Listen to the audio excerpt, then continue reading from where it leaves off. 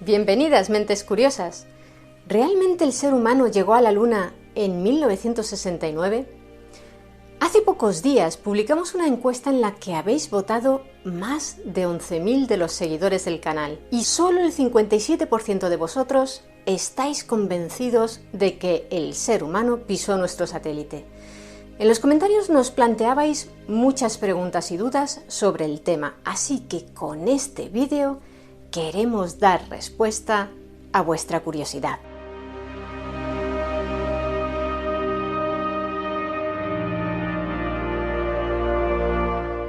La pregunta más frecuente que formulan quienes dudan de que realmente Neil Armstrong y Buzz Aldrin se pasearan por la superficie lunar aquel 21 de julio de 1969 es: ¿poseíamos entonces la tecnología necesaria para semejante hazaña? Para responder, empecemos por los albores de la exploración lunar. Y no nos referimos al programa Apolo de la NASA. Los soviéticos fueron los primeros en apuntar a nuestro satélite. A finales de la década de 1950 pusieron en marcha el programa Luna, que constó de 24 misiones en total y que pretendía recabar información mediante sondas y satélites artificiales.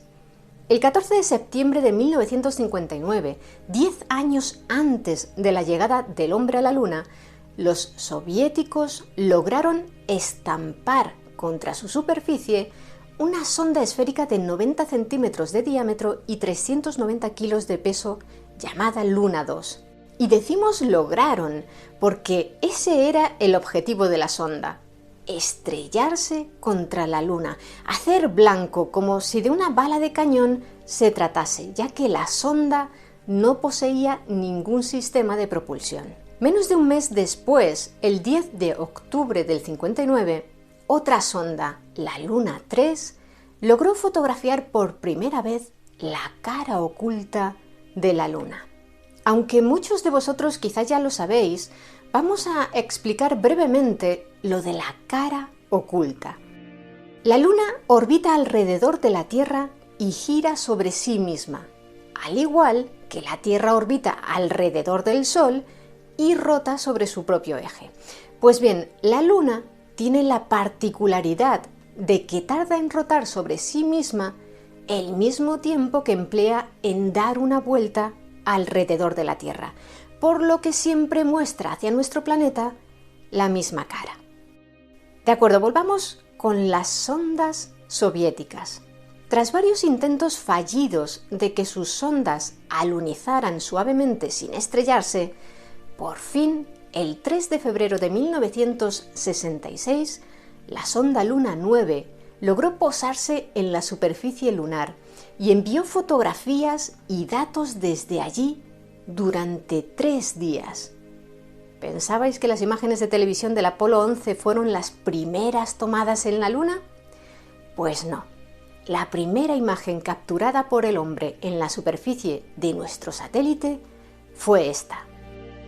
Se trata de una imagen de la región conocida como Océano de las Tormentas. Por otro lado, 5 años antes, en 1961, los soviéticos ya habían logrado enviar a un hombre al espacio, Yuri Gagarin, al que siguieron otros muchos, tanto soviéticos como estadounidenses. No olvidemos que el principal motor de la exploración más allá de nuestro planeta fue precisamente esa carrera espacial que existió entre soviéticos y estadounidenses en el marco de la Guerra Fría. Tan solo 23 días después del vuelo orbital de Gagarin, el estadounidense Alan Shepard realizó un vuelo suborbital, pero a diferencia del ruso, Shepard pudo controlar algunos parámetros del vuelo y regresó a la Tierra a bordo de su nave, no saltando en paracaídas, por lo que la NASA lo considera el primer astronauta de su país. Quedaos con el nombre de Alan Shepard, porque aparecerá más adelante. Como la Unión Soviética le había ganado la partida a Estados Unidos a la hora de ser los primeros en poner en órbita un satélite, el Sputnik, en mandar un ser vivo al espacio, la perrita Laika a bordo del Sputnik 2, y en poner en órbita a un ser humano, Gagarin, los estadounidenses pusieron todo su empeño en ser los primeros en colocar a un hombre sobre la superficie de la Luna. Por cierto, por si os lo estáis preguntando, Laika no sobrevivió mucho tiempo allá arriba. En octubre de 2002, uno de los científicos que participaron en aquel proyecto, Dmitry Malashenkov, reveló que la perrita falleció entre 5 y 7 horas después del despegue, a causa del estrés y el sobrecalentamiento del Sputnik 2. Pero volvamos a la carrera espacial. Como decíamos, los estadounidenses se volcaron en su programa Apolo, que tenía como objetivo pisar la Luna.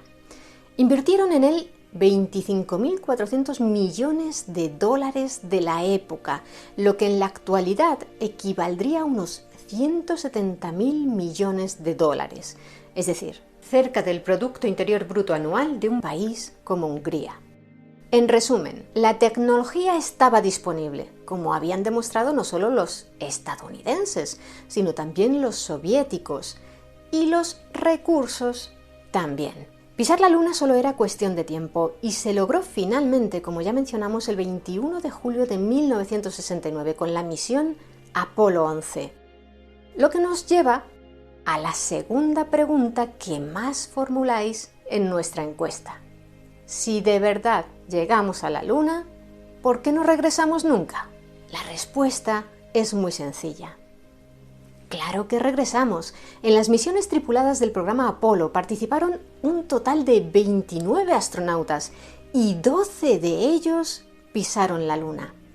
Aparte de Neil Armstrong y Buzz Aldrin de la misión Apolo 11, también pasearon por allá arriba Charles Pitt Conrad y Alan Bean del Apolo 12, Edgar Mitchell y Alan Shepard, ¿os acordáis de él?, que viajaron en el Apolo 14, David Scott y James Irwin del Apolo 15, John Young y Charlie Duke del Apolo 16 y Eugene Cernan y Harrison Smith del Apolo 17. Oh, dadgummit. Jack Schmitt having a few problems.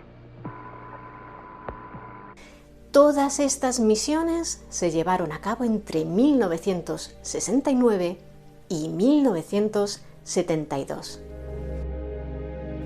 Después de 6 alunizajes exitosos, como ya se había conseguido el hito histórico de vencer a los soviéticos en la carrera a la Luna, las autoridades de Estados Unidos decidieron cancelar las misiones Apolo 18, 19 y 20 por limitaciones de presupuesto.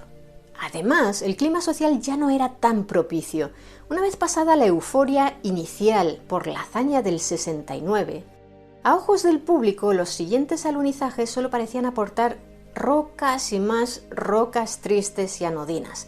Nada de nuevos minerales de propiedades extraordinarias. Por otro lado, la larga e impopular guerra de Vietnam socavó el apoyo de la ciudadanía a los grandes proyectos militares del gobierno, y el programa espacial se percibía como parte de esa política. Es decir, que sí se volvió a pisar la Luna después del Apolo 11. Por desgracia, la historia y los libros de texto únicamente recuerdan a los primeros en hacer algo. Por eso hay tanta gente que sigue pensando que solo Armstrong y Aldrin pisaron la Luna. Una curiosidad. Todo el mundo sabe cuáles fueron las primeras palabras que pronunció Armstrong nada más llegar. Pero, ¿sabéis cuáles son, de momento, las últimas palabras pronunciadas por un humano sobre la Luna? Se las dijo Eugene Cernan a su compañero del Apolo 17, Harrison Smith. ¿Estás listo? Vamos a sacar esto de aquí. I was strolling on the moon one day in a merry, merry month of December. Now, May, when much to my surprise, a pair of bunny eyes. Do-do-do-do-do. Oh, is this a neat way to travel? Isn't it great? Dum-da-dum-dum-dum. Dum-da-dum-dum-dum. Dum-da-dum-dum-dum. I like like to skip along, but me, boy, skip. Otro argumento que echa por tierra la mayoría de las teorías conspirativas es precisamente el del comportamiento de los soviéticos. Si se hubiese tratado de un fraude, de un engaño mundial rodado en un plató de cine, habrían sido los primeros en denunciarlo, dada la gran rivalidad existente entre las dos superpotencias de la época. Pero no dijeron ni mu, nunca protestaron ni acusaron a los estadounidenses de engañar a la humanidad. ¿Por qué? Por la sencilla razón de que sabían que realmente lo habían conseguido, porque era algo factible y ellos mismos estaban cerca de lograrlo. ¿Os acordáis del programa Luna, ese del que os hablamos al principio del vídeo? Pues los soviéticos seguían desarrollándolo. De hecho, su mayor éxito lo cosecharon al año siguiente de la gesta del Apolo 11, en diciembre de 1970, cuando lograron dejar sobre la superficie lunar un vehículo controlado a distancia, el Lunokhod 1, que recorrió más de 10 kilómetros y permaneció operativo durante 322 días. Envió miles de imágenes y analizó el suelo y el subsuelo. Y una de las personas que operaban el robot desde la Tierra, el ruso Vyacheslav Dovkan, declaró en 2015 en los medios de su país que él mismo, a través del Lunokhod 1, fue testigo de las huellas dejadas por el Apolo 11 y sus astronautas en el lugar donde estos alunizaron en el 69.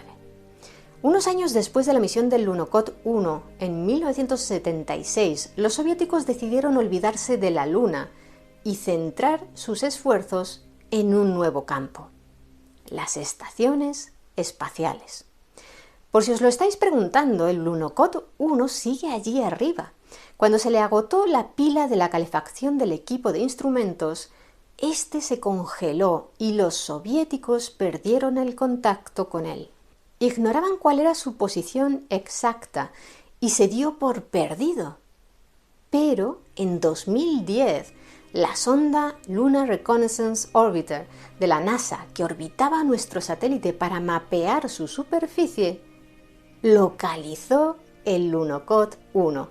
Ese mismo año, el equipo del profesor Tom Murphy de la Universidad de California en San Diego envió pulsos de luz láser desde el observatorio de Apache Point, en Nuevo México, hacia las coordenadas indicadas por la sonda de la NASA, y recibieron la señal de retorno procedente del retroreflector del vehículo soviético. Más preguntas que nos dejasteis en la encuesta. ¿No es cierto que hay fotos de los astronautas del Apolo 11 en las que se ve claramente que fueron tomadas en un set de rodaje?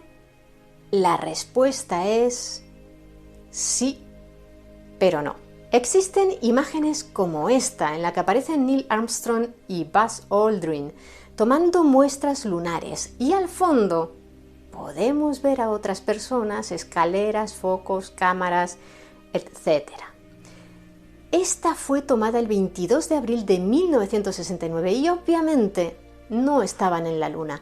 Se trataba de una sesión de entrenamiento, pero muchos de quienes optan por la versión de la conspiración creen que constituyen una prueba de que las imágenes del alunizaje son falsas. La NASA ofrece en su sitio web más de 8.000 imágenes de las misiones Apolo, pero aún así mucha gente sigue dudando de su veracidad, en especial en lo referente a las de la misión Apolo 11. ¿De dónde proceden las teorías de los escépticos? Por supuesto, es imposible rastrear un origen común para todas ellas, pero sí que ha habido ciertos hitos en las últimas décadas que han marcado la propagación del pensamiento negacionista.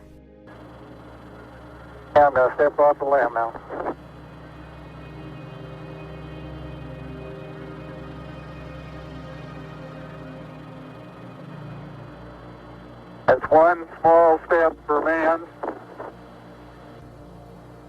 one giant leap for mankind.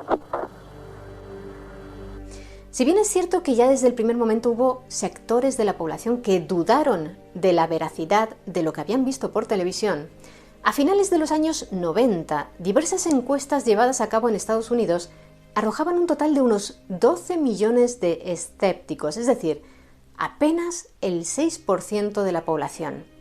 Sin embargo, ese porcentaje se disparó a raíz de la emisión en la cadena Fox en 2001 de un documental titulado Teoría de la conspiración. ¿Aterrizamos en la Luna?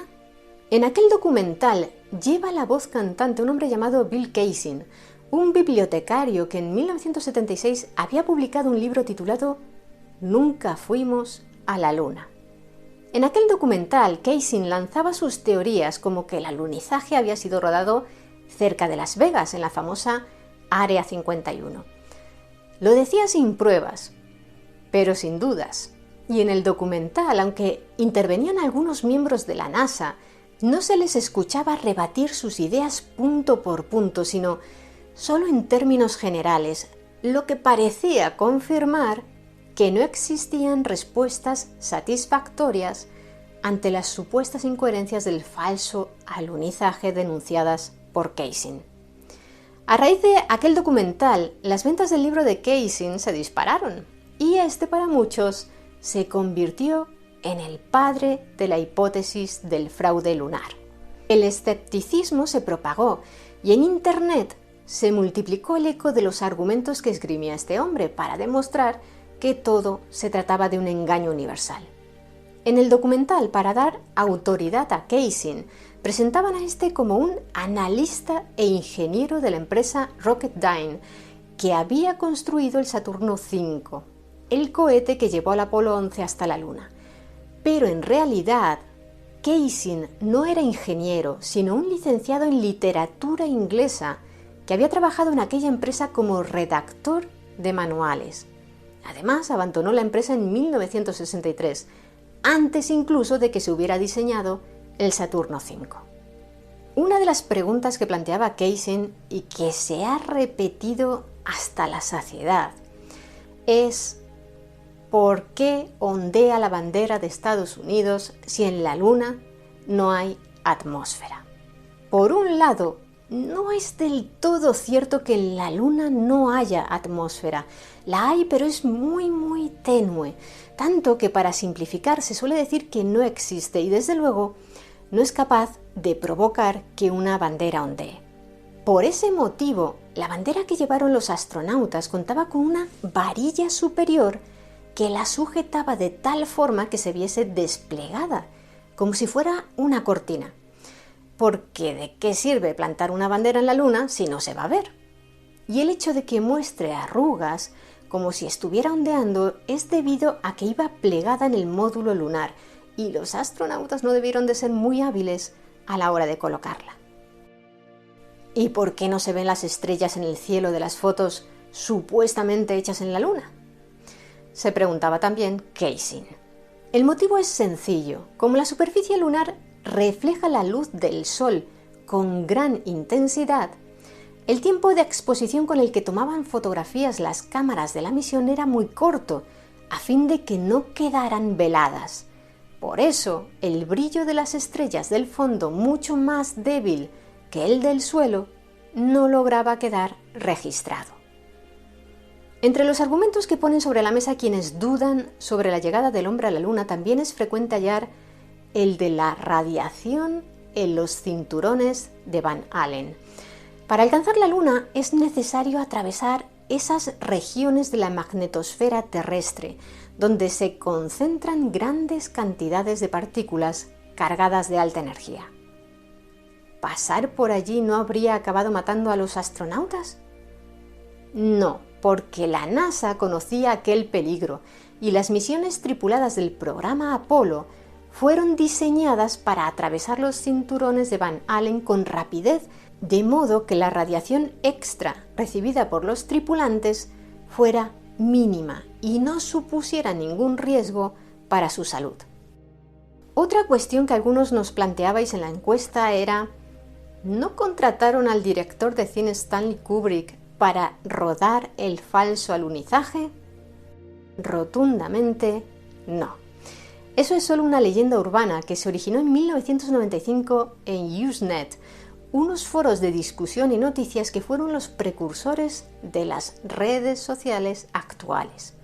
En uno de estos grupos, que era de humor, surgió el chiste de que en 1968, justo después de que Kubrick estrenara su película 2001, Una Odisea del Espacio, la NASA se había puesto en contacto con él para que se encargara de rodar los 3 primeros alunizajes. Pero aquella broma surgida en Usenet cobró más brillo cuando en 2002 el canal francés Arte emitió un falso documental titulado Operación Luna, dirigido por William Carell, en el que se aseguraba que el alunizaje del Apolo 11 fue un montaje orquestado por Richard Nixon, que había llegado a la presidencia de Estados Unidos en enero de 1969, y rodado por Kubrick. El documental incluía entrevistas al director de la CIA de aquel entonces, Richard Helms, al secretario de Estado, Donald Rumsfeld, al de Defensa, Henry Kissinger, e incluso a Buzz Aldrin y a la viuda Stanley Kubrick, Christiane Kubrick. Todos ellos parecían confirmar la hipótesis de la conspiración. ¿Cómo era posible? Solo al final de todo el documental se indicaba que se trataba de un falso reportaje, mostrando las tomas falsas que dejaban patente que a todas esas personalidades se les había preguntado en realidad por el escándalo Watergate, para luego cortar sus respuestas y así montar la farsa. Pero muchos de quienes creían con vehemencia que el alunizaje era falso, dieron por bueno aquel documental como una prueba más de la megaconspiración. Más preguntas. ¿Es posible que la transmisión del alunizaje fuera real, pero no se emitiera en directo, sino en diferido por si acaso la misión acababa en tragedia? No, no fue así. Es cierto que las autoridades se prepararon para el peor de los escenarios, pero su plan de contingencia no contemplaba ocultar la tragedia, sino simplemente leer un comunicado de 2 páginas que había redactado William Safire, el autor de los discursos del presidente Nixon. Se titulaba En caso de desastre en la Luna y comenzaba con las siguientes palabras: El destino ha querido que los hombres que fueron a la Luna para explorarla en paz se queden en ella para descansar en paz. Estos 2 hombres valientes, Neil Armstrong y Edwin Aldrin, saben que no hay esperanza de rescate, pero también saben que hay esperanza para la humanidad con su sacrificio. Más de 500 millones de personas de todo el mundo vieron en directo por la televisión aquel momento histórico. El retardo en las transmisiones de radio entre la Luna y la Tierra, debido a la distancia de 400.000 kilómetros, era de tan solo 1,5 segundos. Por cierto, los primeros en enterarse de que el Apolo 11 había logrado alunizar no estaban en Houston, sino en España, concretamente en la estación de Fresnedillas de la Oliva, 50 kilómetros al oeste de Madrid. La de Fresnedillas era una de las 3 antenas de mayor tamaño con las que contaba la red de seguimiento del programa Apolo, distribuidas por todo el planeta para permitir a la NASA comunicarse en todo momento con los astronautas.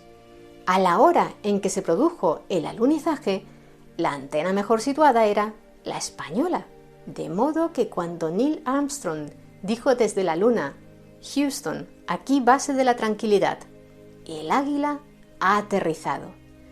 Aquella frase llegó a Fresnedillas 1,5 segundos después y otro medio segundo más tarde llegó por fin a Houston. Entre las preguntas más llamativas que algunos nos habéis hecho, encontramos esta. ¿Y qué hay de esas conversaciones entre los astronautas del Apolo 11 en las que hablan de que están viendo a seres extraterrestres? Suponemos que se refieren a la conocida como transcripción de Sam Pepper, que apareció publicada por primera vez en septiembre de 1969 en la revista National Bulletin, una publicación de entretenimiento sin ningún rigor periodístico, que se vendía en los supermercados de Estados Unidos. Supuestamente, un radioaficionado llamado Sam Pepper había recogido frases de los astronautas del Apolo 11 que habían sido ocultadas a la opinión pública, como por ejemplo: había otras astronaves, estaban alineadas en el otro borde del cráter. Estas criaturas son gigantescas, enormes. O vimos unos visitantes, estuvieron aquí un rato observando los instrumentos. Había miles de radioaficionados escuchando las transmisiones aquella histórica noche y ninguno confirmó jamás aquellas supuestas conversaciones. El propio Buzz Aldrin declaró: hay quien dice que vimos hombrecillos verdes al otro lado del cráter. Es la tontería más grande que he oído.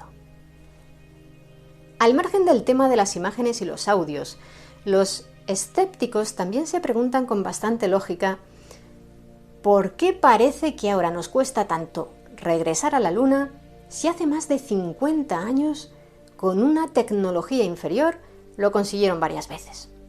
Las principales cuestiones que actualmente demoran el regreso del ser humano a nuestro satélite no son de carácter tecnológico, sino económicas, políticas y de prioridades científicas. Todo proyecto espacial es muy costoso y las agencias no cuentan con la misma inversión y apoyo gubernamentales de la época de la carrera espacial. La NASA, por ejemplo, recibía en la época del Apolo 11 un 3% del presupuesto estatal. Ahora, en cambio, recibe el 0,5%. O dicho de otra manera, en Estados Unidos, la exploración espacial se consideraba 6 veces más importante hace medio siglo. Por otro lado, a la hora de explorar, resulta mucho más rentable invertir en enviar robots, como estamos haciendo en el caso de Marte, que en organizar misiones tripuladas. Los robots son capaces de tomar muestras, imágenes y hacer todo tipo de mediciones, y con ellos te ahorras tener que cubrir las exigentes necesidades biológicas de un ser humano, que no son pocas. Esto ya era así en los años 60, pero el efecto publicitario de enviar a personas a la Luna era, por supuesto, muchísimo mayor que el de enviar vehículos manejados por control remoto. En el marco de la Guerra Fría, se consideró que valía la pena enviar a personas allá arriba. En cualquier caso, el proyecto espacial más ambicioso que se está desarrollando en la actualidad es precisamente el Artemis, destinado a regresar a la Luna, pero no simplemente para dar un breve paseo y volver, no. Los objetivos del programa Artemis son llevar allí a la primera mujer y al siguiente hombre, establecer una presencia sostenible en la superficie y la órbita lunar y sentar las bases de una economía lunar. En noviembre de 2024, al menos así está programado, despegará rumbo a la Luna la misión Artemis II, la primera tripulada de este programa. En la nave espacial Orión viajarán 3 hombres y una mujer, aunque ellos no van a lunizar, sino que prepararán el camino para una misión futura que llegará 1 o 2 años más tarde y cuyos tripulantes serán los que sí vuelvan a pisar nuestro satélite natural por primera vez desde 1972. Aunque el programa está liderado por la NASA, cuenta con el apoyo de media docena de agencias espaciales, como la europea o la mexicana, y se espera que contribuya a desarrollar la tecnología necesaria para llevar al ser humano a Marte en algún momento de la década de 2040. Si todo se desarrolla según lo previsto, a lo largo de los próximos años escucharemos muchas noticias de vuelos a la Luna y despliegues de satélites, estaciones espaciales, módulos de aterrizaje robóticos e infraestructuras básicas de una base lunar. Ahora vamos con una serie de argumentos que confirman que los seres humanos hemos llegado a la Luna. El primero y más evidente son los retroreflectores que dejaron instalados en la Luna los astronautas de las misiones Apolo 11, Apolo 14 y Apolo 15. En la imagen podéis ver uno instalado por Armstrong y Aldrin. Desde la Tierra se pueden enviar hasta ellos un haz de luz láser que, al ser reflejada, permite medir con exactitud la distancia entre la Luna y la Tierra en un determinado momento. Llevamos décadas realizando ese tipo de mediciones y gracias a ellas hemos podido averiguar, por ejemplo, que la Luna se aleja de nuestro planeta 3,8 centímetros cada año. Un segundo argumento de peso, concretamente de 382 kilos de peso, son las rocas lunares recogidas allá arriba. La datación radiométrica de esas rocas demuestra que son mucho más antiguas que las rocas más antiguas halladas en nuestro planeta, lo que confirma que no son simples piedras terrícolas que se pretendan hacer pasar por lunares. ¿Y por qué son más antiguas las piedras halladas en la Luna? Porque la Luna carece de actividad geológica y la Tierra no. Aquí los materiales de la corteza van quedando sepultados con el paso del tiempo y debido a eso es muy raro encontrar rocas en la superficie de la Tierra con una antigüedad superior a los 3.600 millones de años. Por contra, la mayor parte de la superficie lunar tiene entre 4.000 y 4.400 millones de años. Un tercer argumento son las pruebas que nos siguen aportando las nuevas misiones de exploración lunar. Por ejemplo, desde 2009, la sonda Lunar Reconnaissance Orbiter envía imágenes de la Luna y en ellas se pueden apreciar las huellas de los astronautas y los rastros de las diferentes misiones Apolo. Por último, quienes piensan que todo se trató de una conspiración del gobierno de Estados Unidos para engañar al mundo entero con algún oscuro propósito, deberían hacerse una pregunta de sentido común. Si en el programa Apolo estuvieron involucradas más de 400.000 personas de diversas nacionalidades, tendencias políticas y creencias religiosas, ¿cómo habrían podido mantener en secreto una conspiración semejante durante tanto tiempo? ¿Cómo convences a toda esa gente de que participe en el engaño y nunca nadie revele la verdad? ¿Y con qué fin habrían hecho algo así? ¿Para desviar fondos públicos como defienden algunos gurús de la conspiración? Hay maneras mucho más sencillas y discretas de hacer eso. ¿O fue para fingir que habían ganado a los soviéticos, los mismos que ya eran capaces de enviar sondas a la Luna y sin duda habrían hecho público el engaño estadounidense dejándolos en ridículo?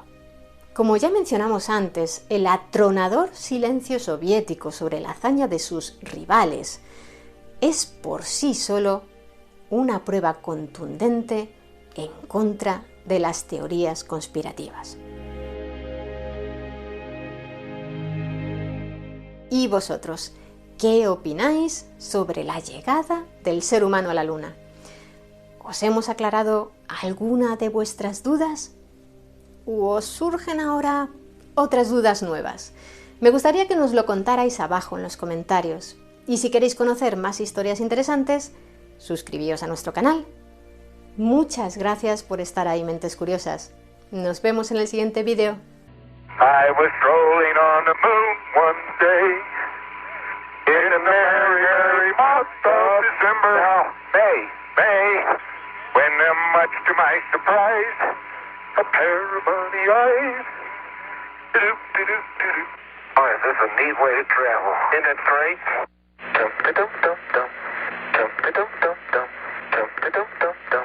I like to skip along. Not me, boy. Skip.